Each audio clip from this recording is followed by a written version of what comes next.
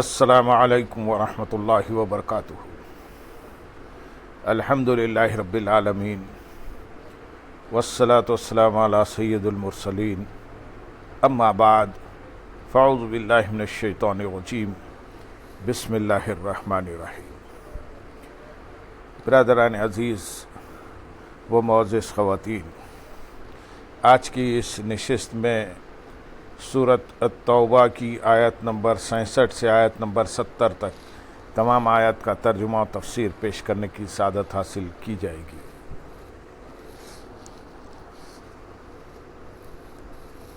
المنافقون والمنافقات بعضهم من بعض يأمرون بالمنكر وينهون عن المعروف ويقبضون أيديهم نسوا الله فنسيهم إن المنافقين هم الفاسقون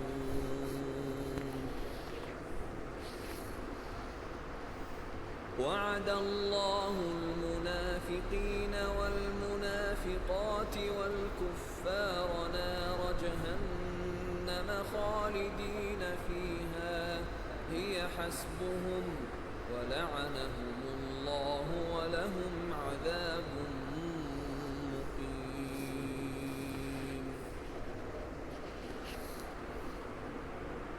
كالذين من قبلكم كانوا أشد منكم قوة وأكثر أموالا وأولادا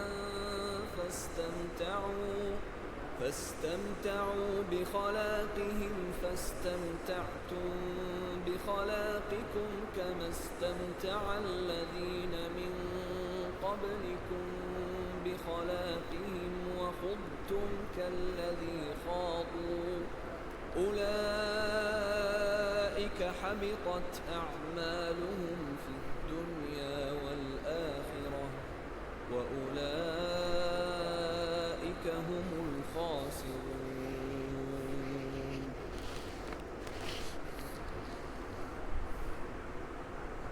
ألم يأتهم نبأ الذين من قبلهم قوم نوح وعاد وثمود وقوم إبراهيم وأصحاب مدين والمؤتفكات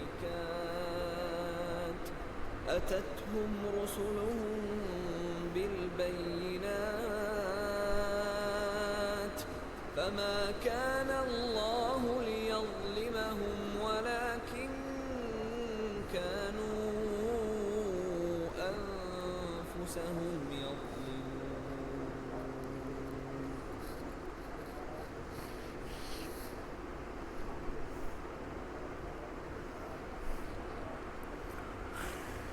منافق مرد اور منافق عورتیں سب ایک ہی ہیں، برائی کا حکم دیتے ہیں اور بھلائی سے منع کرتے ہیں اور اپنے ہاتھ بند رکھتے ہیں۔ انہوں نے اللہ کو بھلا دیا تو اس نے انہیں چھوڑ دیا، بے شک وہی نافرمان ہیں۔ اللہ نے منافق مردوں اور منافق عورتوں اور کافروں سے جہنم کی آگ کا وعدہ کیا ہے جس میں یہ ہمیشہ رہیں گے، وہ جہنم انہیں کافی ہے اور اللہ نے ان پر لعنت فرمائی اور ان کے ہمیشہ رہنے والا عذاب ہے۔ منافق مرد اور منافق عورتیں، اس آیت کا خلاصہ یہ ہے کہ منافق مرد اور منافق عورتیں سب نفاق اور اعمال خبیثہ میں یکساں ہیں۔ ان کا حال یہ ہے کہ کفر و معصیت اور رسول اللہ صلی اللہ علیہ وسلم کی تکذیب کا حکم دیتے ہیں اور ایمان و طاعت اور تصدیق رسول سے منع کرتے ہیں اور راہ الہی میں خرچ کرنے سے اپنے ہاتھ بند رکھتے ہیں۔ انہوں نے اللہ تعالیٰ کو بھلا دیا اور انہوں نے اس کی اطاعت و رضا طلبی نہ کی تو اللہ تعالیٰ نے انہیں چھوڑ دیا اور ثواب و فضل سے محروم کر دیا، بے شک وہی نافرمان ہیں۔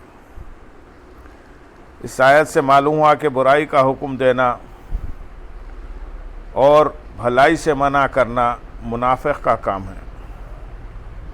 افسوس کہ ہمارے زمانے میں یہ چیز گھر گھر دیکھنے میں آ رہی ہے کہ گھر والوں کو گناہ کرنے کی ترغیب دی جاتی اور ان کے سامنے گناہوں کو معمولی قرار دے کر انہیں مزید گناہوں پر ابھارا جاتا ہے، جیسے نماز اور روزے کی پابندی کرنے سے روکا جاتا اور ان کے بارے میں اس طرح کلام کیا جاتا ہے جیسے ان کی خاص اہمیت نہ ہو۔ ٹی وی پر کوئی من پسند ڈرامہ یا فلم آ رہی ہو تو دوسروں کے سامنے ان کی خوبیاں بیان کر کے انہیں بھی وہ ڈرامہ یا فلم دیکھنے کے لیے بلایا جاتا ہے۔ فلموں، ڈراموں اور ٹی وی کے بے حیائی عام کرنے اور مسلمانوں کے دینی اور مذہبی عقائد وہ معمولات کو مجروح کرنے والے پروگراموں کو دیکھنے کے لیے نت نئے انداز سے ایک دوسرے کو مائل کیا جاتا ہے۔ بے حیائی اور عریانی پر مبنی لباسوں کو فیشن اور سوسائٹی کا تقاضا بتا کر انہیں پہننے کی ترغیب دی جاتی ہے۔ والدین اپنی اولاد کو ماڈرن اور آزاد خیال دیکھ کر خوش ہوتے ہیں اور مذہبی حلیے میں دیکھ کر تکلیف محسوس کرتے ہیں۔ کوئی داڑھی رکھ لے اور مذہبی شکل و صورت بنا لے تو والدین اس سے ناراض ہوتے ہیں اور اسے گناہوں کی طرف جانے پر مجبور کرتے ہیں، جبکہ اگر کوئی رشوت اور سود کا مال لا کر گھر میں خوشحالی لاتا ہے تو اس سے خوش ہوتے ہیں۔ ایسے لوگوں کے لیے اس حدیث پاک میں بڑی عبرت ہے۔ حضرت ابو امامہ باہلی رضی اللہ تعالیٰ عنہ سے روایت ہے، نبی کریم صلی اللہ علیہ وسلم نے ارشاد فرمایا، جب تمہاری عورتیں سرکشی کریں گی، تمہارے نوجوان فاسق ہو جائیں گے اور تم جہاد چھوڑ دو گے تو اس وقت تمہارا کیا حال ہوگا؟ صحابہ کرام رضی اللہ تعالیٰ عنہ نے عرض کی، یا رسول اللہ صلی اللہ علیہ وسلم کیا ایسا ہوگا؟ آپ صلی اللہ علیہ وسلم نے ارشاد فرمایا، اس ذات کی قسم جس کے قبض قدرت میں میری جان ہے، اس سے بھی زیادہ سخت ہوگا۔ صحابہ کرام رضی اللہ تعالیٰ عنہ نے عرض کی، یا رسول اللہ صلی اللہ علیہ وسلم اس سے زیادہ سخت کیا ہوگا؟ آپ صلی اللہ علیہ وسلم نے ارشاد فرمایا، تمہارا کیا حل ہوگا جب تم نیکی کا حکم نہیں دو گے اور برائی سے نہیں روکو گے؟ صحابہ کرام رضی اللہ تعالیٰ عنہ نے عرض کی، یا رسول اللہ صلی اللہ علیہ وسلم کیا ایسا ہوگا؟ آپ نے ارشاد فرمایا، ہاں، اس ذات کی قسم جس کے قبض قدرت میں میری جان ہے، اس سے بھی زیادہ سخت ہوگا۔ صحابہ کرام رضی اللہ تعالیٰ عنہ نے عرض کیا، رسول اللہ صلی اللہ علیہ وسلم اس سے زیادہ سخت کیا ہوگا؟ ارشاد فرمایا، اس وقت تمہارا کیا حال ہوگا جب تم نیکی کو برائی اور برائی کو نیکی سمجھو گے؟ صحابہ کرام رضی اللہ تعالیٰ عنہ نے عرض کیا، رسول اللہ صلی اللہ علیہ وسلم کیا ایسا ہوگا؟ آپ نے ارشاد فرمایا، اس ذات کی قسم جس کے قبض قدرت میں میری جان ہے، اس سے بھی زیادہ سخت ہوگا۔ انہوں نے عرض کی، اس سے زیادہ سخت کیا ہوگا؟ آپ نے ارشاد فرمایا، اس وقت تمہارا کیا حال ہوگا جب تم برائی کا حکم دو گے اور نیکی سے روکو گے؟ صحابہ کرام رضی اللہ تعالیٰ نے عرض کیا، رسول اللہ صلی اللہ علیہ وسلم کیا اس طرح ہوگا؟ آپ نے ارشاد فرمایا، ہاں، اس ذات کی قسم جس کے قبض قدرت میں میری جان ہے، اس سے بھی زیادہ سخت ہوگا۔ اللہ تعالیٰ فرماتا ہے، مجھے اپنی قسم ہے، میں ان پر ایسا فتنہ مقرر کروں گا کہ اس میں سمجھدار لوگ بھی حیران رہ جائیں گے۔ اللہ تعالیٰ ہمیں منافقت کی اس علامت سے بچنے کی توفیق عطا فرمائے، آمین۔ وعد اللہ المنافقین والمنافقات، اللہ نے منافق مردوں اور منافق عورتوں سے وعدہ کیا ہے۔ اس سے پہلی آیت میں منافقوں کے برے اعمال بیان کیے گئے اور اس آیت میں ان کی سزا بیان کی گئی ہے کہ وہ جہنم کی آگ میں ہمیشہ رہیں گے اور عذاب و سزا کے طور پر جہنم انہیں کافی ہے۔ اللہ تعالیٰ نے انہیں اپنی رحمت سے دور کر دیا اور ان کے لیے ہمیشہ رہنے والا عذاب ہے۔ آیت نمبر 69 میں ارشاد ہے، منافقو، جس طرح تم سے پہلے لوگ تم سے قوت میں زیادہ مضبوط اور مال و اولاد کی کثرت میں تم سے بڑھ کر تھے، پھر انہوں نے اپنے دنیا کے حصے سے لطف اٹھایا، تو تم بھی ویسے ہی اپنے حصے سے لطف اٹھا لو جیسے تم سے پہلے والوں نے اپنے حصوں سے فائدہ حاصل کیا اور تم اسی طرح بےہودگی میں پڑ گئے جیسے وہ بےہودگی میں پڑے تھے۔ ان لوگوں کے تمام اعمال دنیا و آخرت میں برباد ہو گئے اور وہی لوگ گھاٹے میں ہیں۔ جس طرح تم سے پہلے لوگ، یعنی اے منافقو تم گزشتہ زمانے کے ان لوگوں کی طرح ہو جو قوت میں تم سے زیادہ مضبوط اور مال و اولاد کی کثرت میں تم سے بڑھ کر تھے، پھر انہوں نے اپنی دنیاوی لذتوں اور شہوتوں کے حصے سے لطف اٹھایا۔ اے منافقو تم بھی ویسے ہی اپنے حصے سے لطف اٹھا لو اور جو موج مستی کرنی ہے کر لو۔ یہ سارا کلام انہیں ڈانٹ ڈپٹ اور دھمکی کے طور پر ہے۔ مزید فرمایا کہ جیسے پہلے لوگ بےہودگی میں پڑے ہوئے تھے، تم بھی اسی طرح بےہودگی میں پڑ گئے ہو اور تم نے باطل کی اتباع کی اور اللہ تعالیٰ اور اس کے رسول صلی اللہ علیہ وسلم کی تکذیب اور مومنین کے ساتھ استہزاء کرنے میں ان کی روش اختیار کر لی، جس کے نتیجے میں ان لوگوں کے تمام اعمال دنیا و آخرت میں برباد ہو گئے اور وہ اس کی وجہ سے خسارے میں پڑ گئے۔ اور اب انہیں کفار کی طرح اے منافقین تم بھی گھاٹے میں ہو، انہی کفار کی طرح اے منافقین تم بھی گھاٹے میں ہو اور تمہارے عمل باطل ہیں۔ اس آیت سے یہ بھی معلوم ہوا کہ دنیاوی مال و دولت کی کثرت اور قوت کی زیادتی کوئی کامیابی کی علامت نہیں، بلکہ اللہ تعالیٰ کی بارگاہ میں کامیابی ایمان اور تقوی و پرہیزگاری کے ساتھ ہے۔ ایک مقام پر اللہ تعالیٰ ارشاد فرماتے ہیں سورۃ سبا آیت نمبر 37 میں، اور تمہارے مال اور تمہاری اولاد اس قابل نہیں کہ تمہیں ہمارے قریب کر دیں مگر وہ جو ایمان لایا اور اس نے نیک عمل کیا، وہ ہمارے قریب ہے۔ ان لوگوں کے لیے ان کے اعمال کے بدلے میں کئی گنا جزا ہے اور وہ جنت کے بالا خانوں میں امن و چین سے ہوں گے۔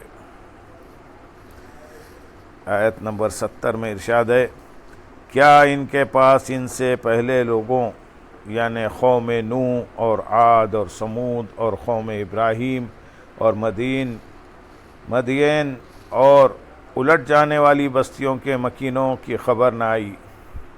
ان کے پاس بہت سے رسول روشن نشانیاں لے کر تشریف لائے تو اللہ ان پر ظلم کرنے والا نہ تھا بلکہ وہ خود ہی اپنی جانوں پر ظلم کر رہے تھے۔ کیا ان کے پاس ان سے پہلے لوگوں کی خبر نہ آئی؟ یعنی منافقوں کو گزری ہوئی امتوں کا حال معلوم نہ ہوا کہ ہم نے انہیں اپنے حکم کی مخالفت اور اپنے رسولوں کی نافرمانی کرنے پر کس طرح ہلاک کیا۔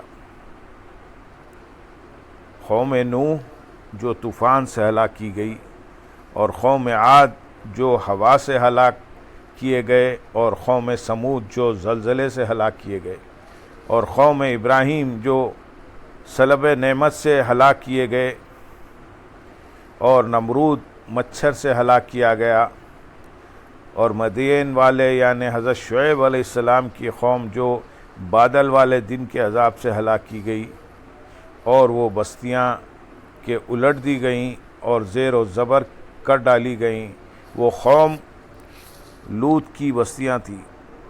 اللہ تعالیٰ نے اس آیت میں ان 6 کا ذکر فرمایا اس لیے کہ بلاد شام و عراق و یمن جو سرزمین عرب کے بالکل قریب ہیں، ان میں ان ہلاک شدہ قوموں کے نشان باقی ہیں، اور عرب لوگ ان مقامات پر اکثر گزرتے رہتے ہیں۔ مزید ارشاد فرمایا کہ ان کے پاس بہت سے رسول روشن نشانیاں لے کر تشریف لائے تھے، اور ان لوگوں نے تصدیق کرنے کی بجائے اپنے رسولوں کی تکذیب کی، جیسا کہ اے منافقو تم کر رہے ہو۔ لہذا تم اس بات سے ڈرو کہ کہیں انہیں کی طرح مبتلائے عذاب نہ کر دیے جاؤ۔ سابقہ لوگ اپنی بدعمالیوں کی وجہ سے برباد ہوئے اور اللہ تعالیٰ ان پر ظلم کرنے والا نہ تھا، کیونکہ وہ حکیم ہیں، بغیر جرم کے سزا نہیں فرماتا، بلکہ لوگ خود ہی اپنی جانوں پر ظلم کر رہے تھے کہ کفر کر کے اور انبیاء اکرام علیہ السلام کو نہ مان کر عذاب کے مستحق بنے۔ اللہم صلی علی سیدنا محمد وعلی آل سیدنا محمد وبارک وسلم، وآخر دعوانا ان الحمد للہ رب العالمین۔